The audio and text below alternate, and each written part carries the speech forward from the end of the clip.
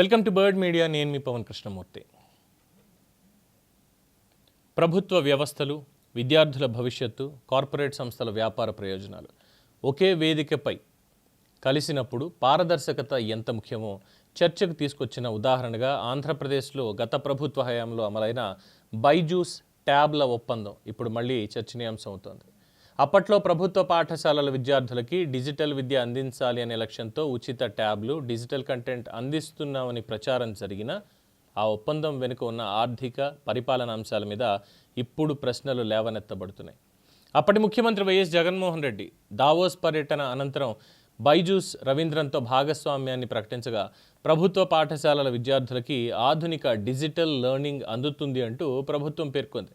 అయితే విమర్శకులు మాత్రం ఉచితంగా చెప్పబడినటువంటి కంటెంట్, దీని వెనుక ఆర్థిక లావాదేవీలు, ప్రభుత్వ నిధుల వినియోగం, ఒప్పంద నిబంధనలు ఇవన్నీ పూర్తిగా పారదర్శకంగా ప్రజల ముందుకు వచ్చాయా అన్న ప్రశ్నలు లేవనెత్తుతున్నారు. ఎందుకంటే అవి పారదర్శకంగా రాలేదు అని ముందు నుంచి చెప్తున్నాం కాబట్టి.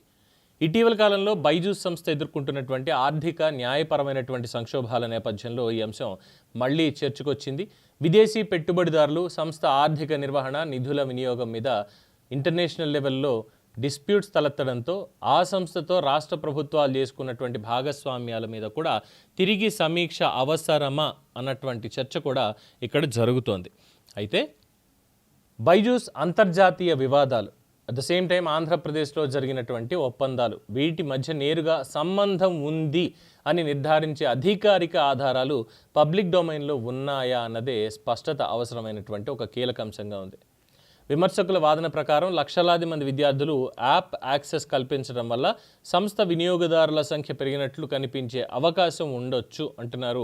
మరోవైపు ప్రభుత్వ వర్గాలు లేదా అప్పటి నిర్ణయాలను సమర్థించే వాళ్ళు మాత్రం దీన్ని డిజిటల్ విద్య విస్తరణలో భాగంగా చూడాలి అని, ప్రభుత్వ పాఠశాలల విద్యార్థులకు సాంకేతిక వనరులు అందించడం లక్ష్యమని వాదించేటువంటి అవకాశం కూడా ఉందంటున్నారు.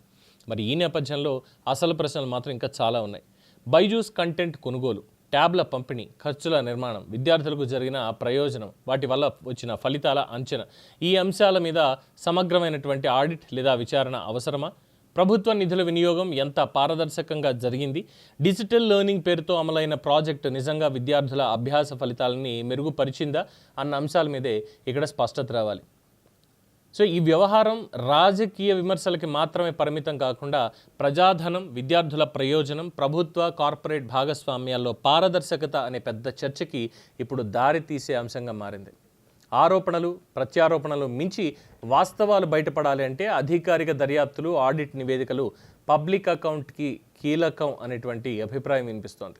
ఎందుకంటే ఇందులో దాదాపు 700 కోట్ల రూపాయల వరకు ఈ ట్యాబ్ల అమ్మకం, ప్రభుత్వానికి కొనుగోలు అండ్ ఆ సాఫ్ట్వేర్ యూజింగ్ అండ్ ఈ లెసన్స్, వీటన్నిటినీ కూడా కంటెంట్ని క్రియేట్ చేసి ఇవ్వడానికి వీటికి ఓవరాల్గా 700 కోట్ల రూపాయల స్కామ్ ఇందులో జరిగింది అని చెప్పి అంటూ ఉంటారు.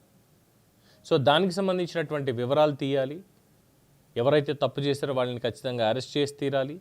At the same time Byju's Ravindran పరిస్థితి ఏంటి అనేది మొన్న కూడా చెప్పుకున్నాం. దాదాపు 6 నెలల జైలు శిక్ష కూడా విధించింది. అక్కడ 6 నెలల జైలు కూడా విధించింది ఈ మొత్తం దీనికి సంబంధించి.